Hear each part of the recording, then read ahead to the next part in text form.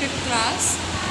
Open your social studies book, chapter number 5. Chapter number 5 open करेंगे हम लोग and question number and page number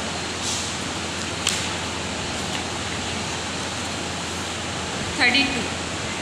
climate variation. Chapter number 5 है climate variation. We know that the average weather condition that generally prevail in an area over a long period of time constitute is climate. जैसे कि आपको पता है कि एक weather होता है वो एक हर टाइम पे मतलब एक टाइम पे चेंज होता रहता है ना. आपको जैसे पता है कि पूरे साल भर का जो वेदर होता है वो चेंज होता है और उसका वेदर और जहाँ वेदर होता है वेदर के साथ साथ क्लाइमेट भी अपनी अपनी जगह पर चेंज होता है. कहीं का क्लाइमेट हॉट होता है, कहीं का कोल्ड होता है ना. आपको पता है सभी को.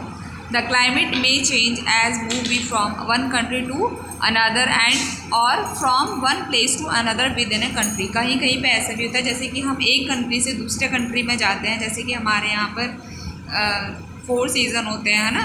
लेकिन जैसे ऑस्ट्रेलिया में है तो वहाँ का जो वेदर होता है वो हमेशा कोल्ड रहता है. तो कंट्री के अकॉर्डिंग भी टाइम जो क्लाइमेट होता है वो उसी तरीके का रहता है. जैसे कि इंडिया में भी कहीं कहीं का टेम्परेचर अलग अलग होता है.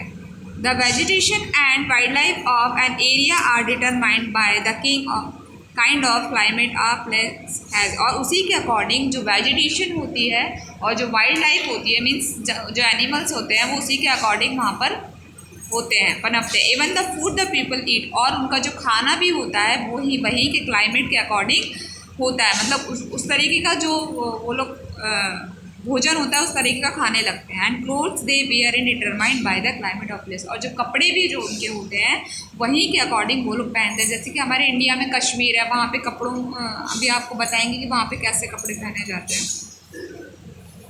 Factor influence the climate. कौन कौन से फैक्टर होते हैं जो क्लाइमेट को प्रभावित करते हैं. The main factor that influence the climate of a place are given below. जो नीचे दिए हुए हैं. Distance from the equator. Equator मत मीन्स जैसे आपको पता है ये जो इक्वेटर है, इक्वेटर के जो पास का एरिया होता है सबसे ज़्यादा सन रेजेस रिसीव करता है. तो यहाँ पर जो एरिया जो यहाँ का जो एरिया होता है वो सबसे ज़्यादा हॉट होता है. बताया था ना टॉरिड जोन सबसे ज़्यादा सन रेजेस रिसीव करता है. देन एल्टीट्यूड और high above the sea level. और जो उनके समुद्र के पास समुद्र से जो ऊंचाई होती है वह उससे भी क्लाइमेट इन्फ्लुएंस होता है. डिस्टेंस फ्रॉम द सी. समुद्र के पास की जो दूरी होती है उससे भी क्लाइमेट इन्फ्लुएंस होता है.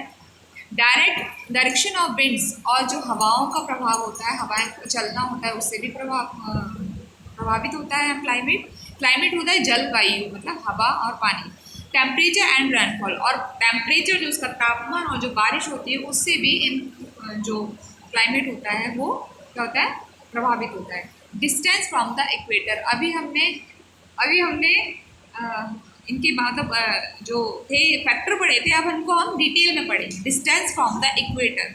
We know that the earth is round in shape. जैसे कि हम जानते हैं कि जो हमारी पृथ्वी है वो किस शेप में है, राउंड है ना, स्फेरिकल जिसको हम बोलते हैं. This is cause the rays of the sun to fall on the earth surface at different angles. और आपको पता है जो सन रेजेस होती है वो स्लाइटली मतलब जो हाँ जैसे कि आपको पहले भी बताया था कि जो हमारी जो अर्थ है वो इस 23 डिग्री है ना टिल्टेड है. तो जो रेजेस है वो स्लाइडिंग मतलब तिरछी ही इस पर पड़ती है ना. तो स्लाइटली पड़ती है एंगल पे. Near the equator sun rays almost vertical and spread over a small area. तो जो टॉरिड जोन है वहाँ पर जो इक्वेटर के पास का जो एरिया है वहाँ की जो सन रेजेस है वो थोड़े थोड़े एरिया में पड़ती है ना, कम. In area away from the equator to near to poles the sun rays fall at a sliding angle due to earth curvature.